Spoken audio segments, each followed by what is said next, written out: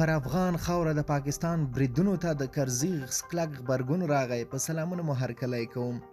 د کرزي غبرګون پاکستان زموږ ملي حاکمیت نقض کړ. د افغانستان پخوانی ولسمشر حامد کرزي پر خوست کونړ ولایتونو د پاکستان پوځي هوایي بریدونه له امله د ښځو او ماشومانو په ګډون سلګونه افغانان شهیدان او ټپیان شول په کلکه توګه غندلی.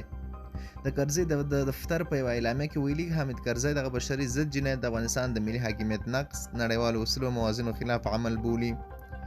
اعلامیه زیاتوي کرزي د پاکستان پر حکومت غږ کوي چې په سیمه کې د تروریزم د له منځه وړلو لپاره چې افغانستان خلک یې له کلونو راهیسې قرباني دي په خپلو پالیسیو او کړنو کې تغییر راوړي او له افغانستان سره د نیکې او متمدنې رابطې لار خپله کړي.